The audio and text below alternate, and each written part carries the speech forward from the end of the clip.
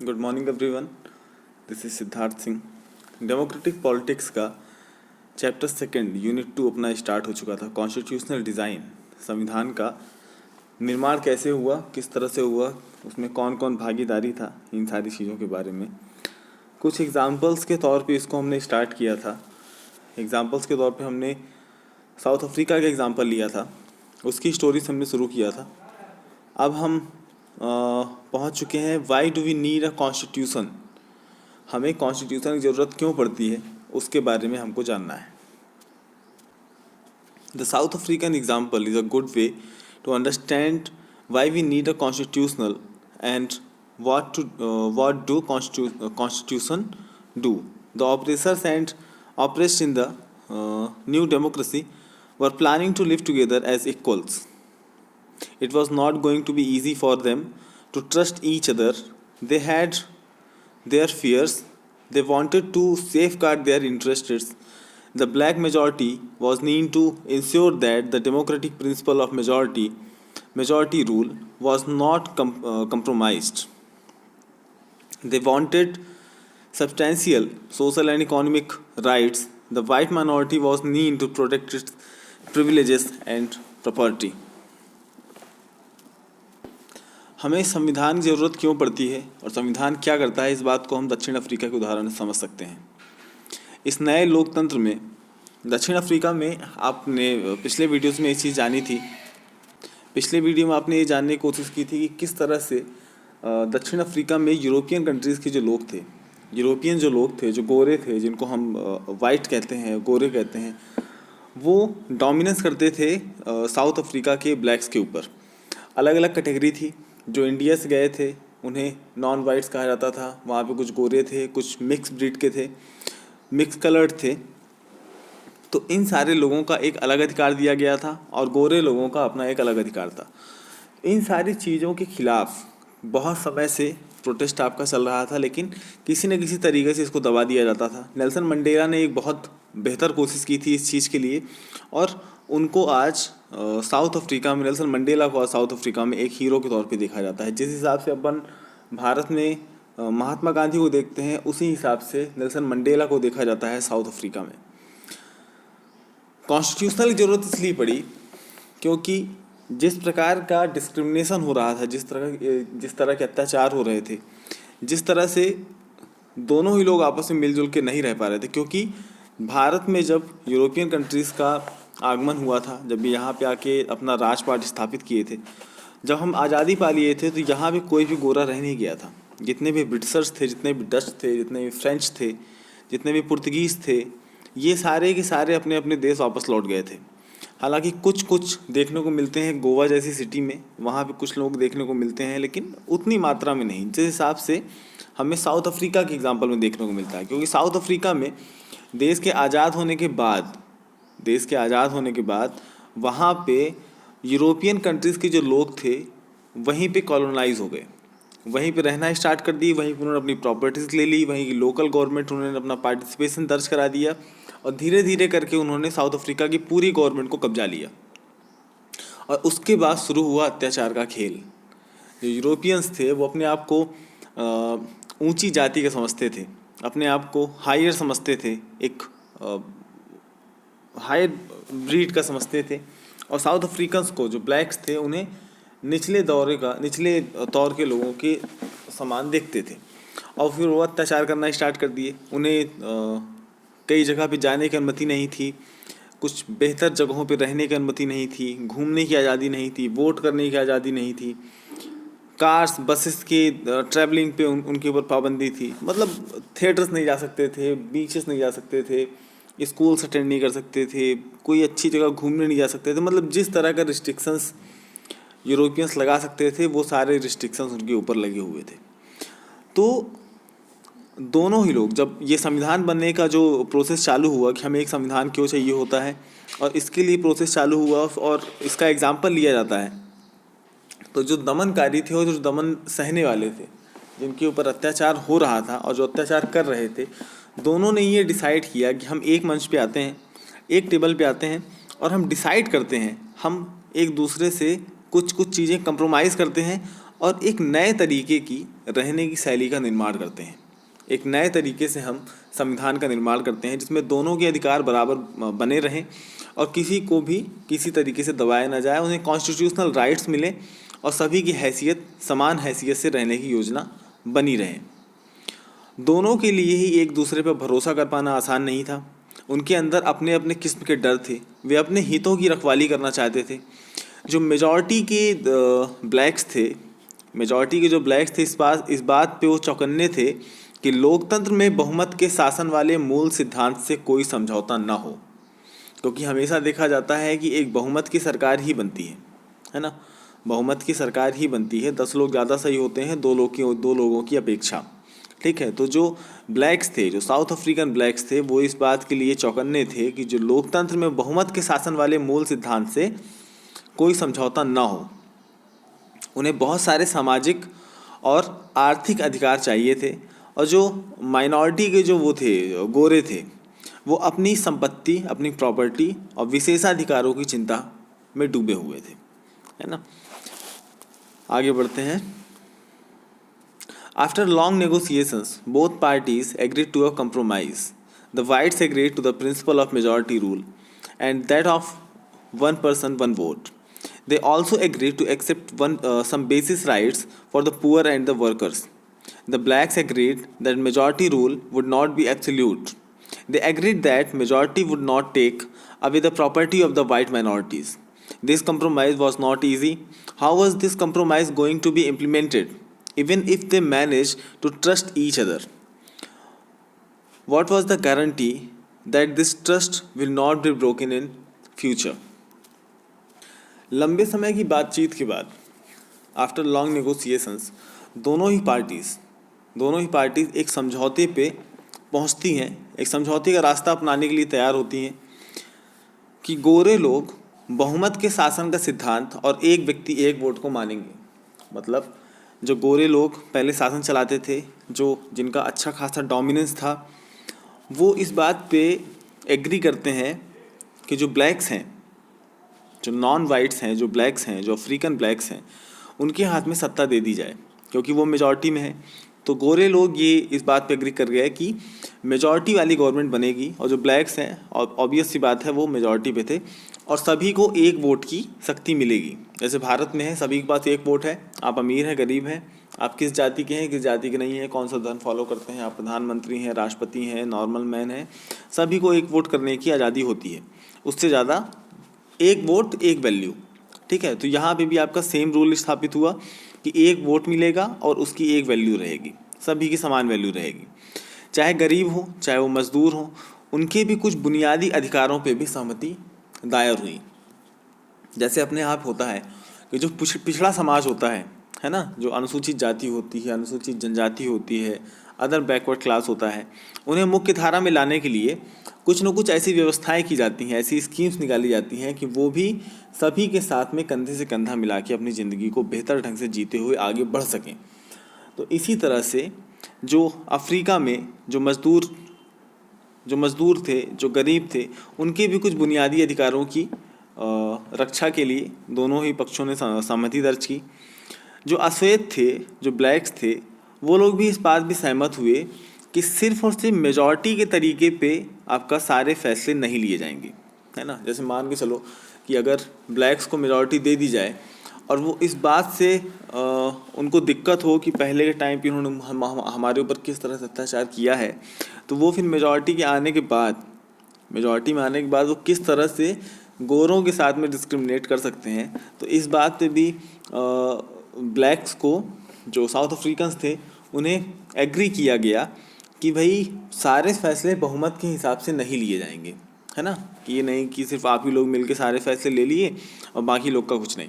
तो उसके लिए सीन ये निकाला गया कि भाई सभी लोग बैठ के, चाहे वो गोरे हों, काले हों, मिक्स ब्रीड हों, नॉन वाइट्स हों, सभी लोग मिलके आपस में चर्चा करके किसी एक बात पे सहमति दर्ज कराएंगे और फिर उसका फैसला आगे बढ़ाया जाएगा।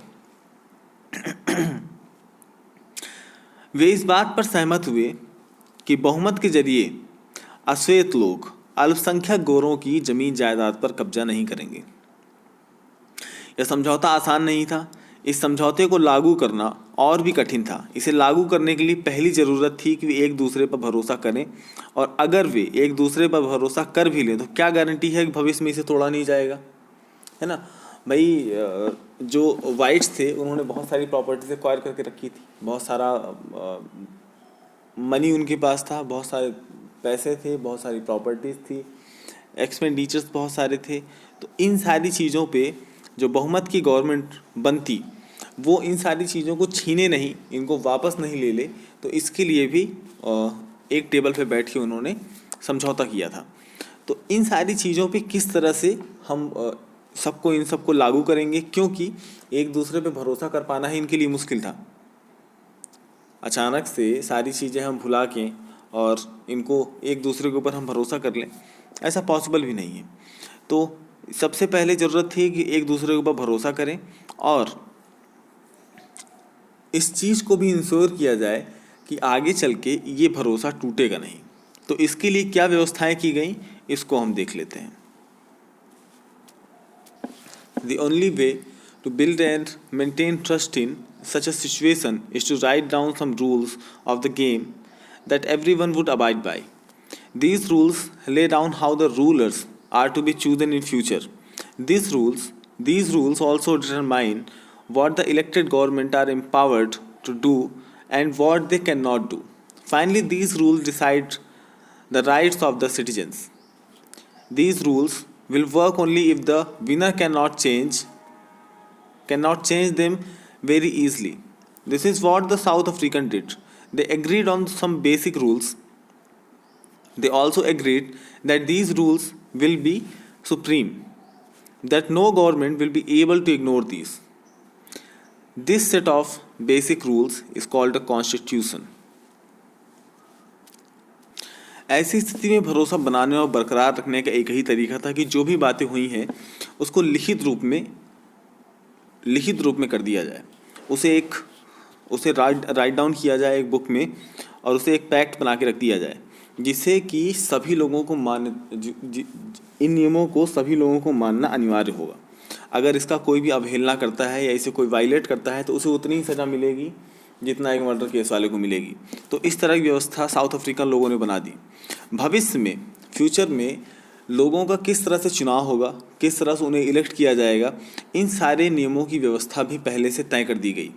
और जो चुनी हुई सरकार है वो क्या क्या कर सकती है और क्या क्या नहीं कर सकती है, वो किस तरह के काम कर सकती है और किस तरह के गलत कामों से बचना है उसे, इन सारी चीज़ों का भी पहले से नियमों का पालन नियम के तौर पे उन्हें सारी चीज़ें लिख दी गई। इन्हीं लिखित नियमों में नागरिकों के अधिकार भी थे, जो अपने यहाँ पे ह्यूमन राइट्स हैं, फंडामेंटल राइट्स हैं, उसी तरह से यहाँ पे भी फंडामेंटल राइट दिए गए हैं। पर ये नियम तभी काम करेंगे जब चुनी हुई सरकार, जीत कर आई हुई सरकार, बहुमत की सरकार इसे अपने मनमाने ढंग से आसानी से इसे बदल नहीं सकेगी। इसे उसी तरह रखा जाएगा जैसे इसको लिखा गया है। दक्षिण अफ्रीकी लोगों ने इन्हीं चीज़ों का इंतज़ाम किया। वे कुछ बुनियादी नियमों पर सहमत हुए। वे इस बात पर भी सहमत हुए कि ये नियम सबसे ऊपर होंगे और कोई भी सरकार इसका वायलेशन नहीं कर सकती है। इन्हीं बुनियादी नियमों के लिखित रूप को हम संविधान कहते हैं, कॉन्स्टिट्यूशन कहते हैं। Constitution making is not unique to South Africa. Every country has diverse group of people. Their relationship may not have been as bad as that between the whites and the blacks in South Africa. But all over the world, differences of opinions and interests, whether democratic or not. Most countries in the world need to have these basic rules.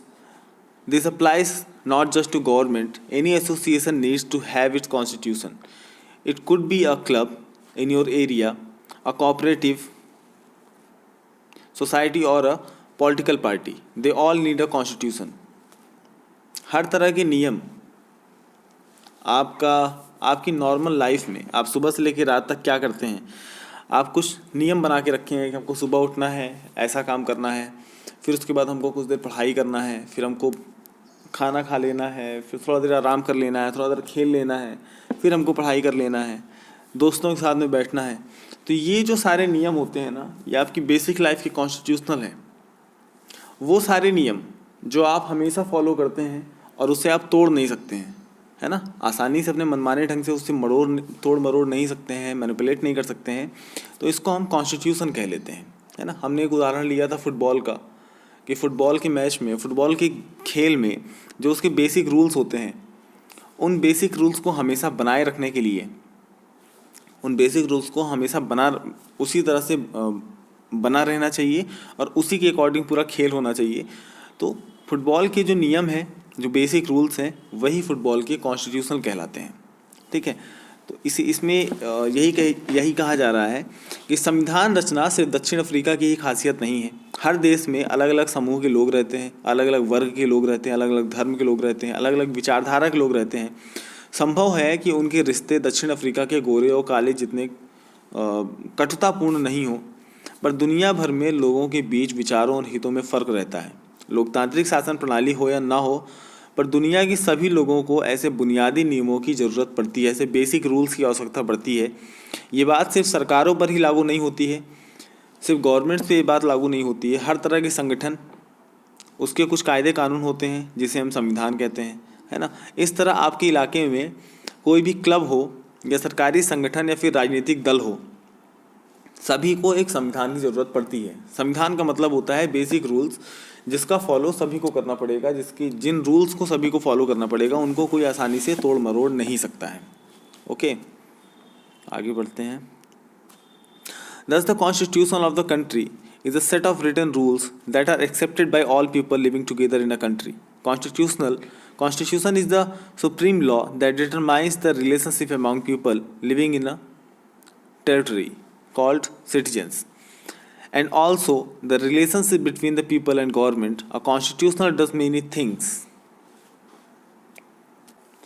संविधान लिखित नियमों की ऐसी किताब है जिसे किसी देश में रहने वाले सभी लोग सामूहिक रूप से मानते हैं। संविधान सर्वोच्च कानून है जिससे किसी क्षेत्र में रहने वाले लोग, जिन्हें नागरिक कहा जाता है, वे बीच के आपसी संबंध तय होने के साथ साथ लोगों और सरकार के बीच के संबंध भी तय होते हैं।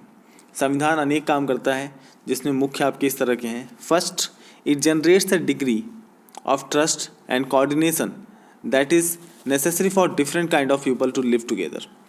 पहला, ये साथ में रहें, विभिन्न तरह के लोगों के बीच जरूरी भरोसा और सहयोग विकसित करता है। It specify how the government will be constituted, who will have power to take which decisions. ये स्पष्ट करता है कि सरकार का गठन कैसे होगा और किसे फैसले लेने का अधिकार होगा। Okay, it lays down limits on the powers of the government and tells us what the rights of the citizens are. ये सरकार के अधिकारों की सीमा तय करता है और हमें बताता है कि नागरिकों के अधिकार कौन कौन से हैं, किस तरह के हैं, उनका यूज़ किस तरह से करना है। It expresses the aspirations of the people about creating a good society. ये अच्छे समाज के गठन के लिए लोगों की आकांक्षाओं को व्यक्त करता है। All countries that have constitution are not necessary democratic, but all countries that are democratic will have constitutional. After the War of Independence against Great Britain, the Americans gave themselves a constitution. After the Revolution, the French people approved the democratic constitution. Since then, it has become a practice in all democracies to have a written constitution. जिन देशों में संविधान है वे सभी लोकतांत्रिक शासन वाले हों ये ज़रूरी नहीं है, लेकिन जिन देशों में लोकतांत्रिक शासन है वहाँ संविधान होना ज़रूरी है। ब्रिटेन के खिलाफ आज़ादी की लड़ाई के बाद अमेरिकन लोगों ने अपने लिए संविधान का निर्माण किया। फ्रांसीसी क्रांति के बाद फ्रांसीसी लोगों ने एक लोकतांत्रिक संविधान को मान्यता दी। उसके बाद से ये चलन हो गया कि हर लोकतांत्रिक शासन व्यवस्था में एक लिखित संविधान होगा। जो सबसे पहले कहा गया है कि जिन देशों में संविधान है वे सभी लोकतांत्रिक शासन वाले हों, ये ज़रूरी नहीं है। ये भी बात है कि जो कंट्रीज़ आपकी डेमोक्रेटिक नहीं है वहाँ भी आपका संविधान होना बहुत ज़रूरी है, क्योंकि किस तरह से उनको शासन चलाना है ये भी एक नियम होते हैं। आपका अगर डिक्टेटरशिप चलाना है, आपकी गवर्नमेंट अगर फासिस्ट है, आपकी गवर्नमेंट अगर गैर लोकतांत्रिक है, तो वहाँ के भी कुछ नियम होते हैं और उस नियम को फॉलो करना सभी के लिए ज़रूरी भी होता है ना। आप चाइना का उदाहरण देख लीजिए, आप नॉर्थ कोरिया को देख लीजिए। यहाँ पे भी आपके संविधान है, यहाँ पे भी बेसिक रूल्स हैं जिनको फॉलो करना हर नागरिक का अपना अपना काम होता है। लेकिन ये दोनों ही कंट्रीज आपकी गैर लोकतांत्रिक हैं। किसी भी देश को सही तरीके से चलाने के लिए उसमें बेसिक रूल्स होने बहुत ज़रूरी हैं। अगर वो बेसिक रूल्स नहीं होंगे, साथ में इस चीज़ का इंश्योरमेंट बहुत ज़रूरी होता है कि अगर बेसिक रूल्स बने हैं तो कोई भी सरकार, कोई भी चुनी हुई सरकार उसे बहुत आसानी से और बहुत अपने तरीके से, अपने मनमाने ढंग से, कि वो जैसा चाहे, जिस तरह से चाहे उन कानूनों को ख़त्म कर सके या बदल सके, ये आसान नहीं है। क्योंकि अपने यहाँ पे इसके लिए अगर अपना जो कॉन्स्टिट्यूशन है, अपना जो संविधान है, तकरीबन 450 उसमें आर्टिकल्स दिए हुए हैं टोटल, अमेंडमेंट के बाद भी, और इन सभी को चेंज करने की पावर अपने हिसाब से, मनमाने तरीके से, गलत तरीके से, इलीगल तौर पे ये गवर्नमेंट नहीं कर सकती है। गवर्नमेंट को इसको करने के लिए एक सेटअप होता है, उसको फॉलो करना पड़ता है। जैसे हमने बताया था ना कि आपका लॉ कैसे बनता है, तो जैसे लॉ बनता है वैसे ही आपका अमेंडमेंट भी जोड़ा जाता है। ओके, पहले आप लोकसभा में पारित कराइए, पहले आप कैबिनेट में उसका प्रस्ताव लेके आइए, फिर कोई व्यक्ति लोकसभा में पारित कराए, लोकसभा में पेश करेगा, उस पर काफ़ी दिनों तक चर्चा चलेगी। अगर वो गवर्नमेंट अपने हित के लिए कर रही है, रूलिंग पार्टी अगर अपने हित के लिए कर रही है और अपोजिशन पार्टी और बाकी पार्टीज नहीं चाहती हैं कि इस तरह का कोई भी लॉ आपका इम्प्लीमेंट हो, कोई भी अमेंडमेंट कॉन्स्टिट्यूशन पे जोड़ा जाए, तो वो लोग अपोज करेंगे। अपोज करने के साथ साथ ये बहुत दिन तक ये चर्चाएं चलती रहेंगी। अगर सरकार के पास बहुमत है, मेजॉरिटी है, तो वो आसानी से इस बिल को पास करा ले जाएगी, और अगर मेजॉरिटी नहीं है तो अपोजिशन पार्टीज़ का भी साथ उन्हें चाहिए होता है। अपोजिशन पार्टी की सहमति की आवश्यकता भी होती है ना। तो डिपेंड करता है कि वो पब्लिक इंटरेस्ट को सेटिस्फाई कर रहा है कि नहीं कर रहा है। तो आप आसानी से लॉ को आप बदल नहीं सकते हैं। उसके लिए अगर आप लॉ चेंज कर रहे हैं तो उसके लिए सुप्रीम कोर्ट बैठा है। अगर आप अपना सरकार में अगर आप लॉ पास भी करा लेते हैं तो उसके लिए सुप्रीम कोर्ट है, वो इस पर अड़ंगा लगा देगी कि नहीं, ये चीज़ सही नहीं है और आप इसे फॉलो नहीं करा सकते हैं, है ना। जैसे आपका छोटा सा संगठन अगर ले लेते हैं, अगर छोटा सा कोई एनजीओ है तो उस पर भी कुछ बेसिक रूल्स होते हैं। उन्हीं बेसिक रूल्स पे वो पूरा एनजीओ टिका होता है। क्योंकि अगर एक चीज़ तय की जाती है कि उस एनजीओ में जो डायरेक्टर होगा, फैसले लेने का अधिकार सिर्फ उसको होगा, है ना।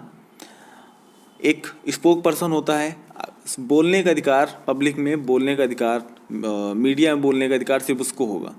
अब अगर ये नियम ना बने हो तो फिर क्या होगा, कोई भी जाके मीडिया में खड़ा हो जाएगा, सवाल जवाब करना स्टार्ट कर देगा, कोई भी व्यक्ति फैसले लेने का अधिकार अपने हाथ में ले लेगा। तो इस तरह से वो जो एनजीओ हो वो पूरी तरीके से बर्बाद हो जाएगा। तो उसके लिए चाहिए क्या होता है कि कुछ बेसिक रूल्स रहें और उसके हिसाब से, उसके अकॉर्डिंग सारी चीज़ें रन करें। अब अगले वीडियो में making of the Indian constitution के बारे में पढ़ेंगे। फ़िलहाल इतना ही।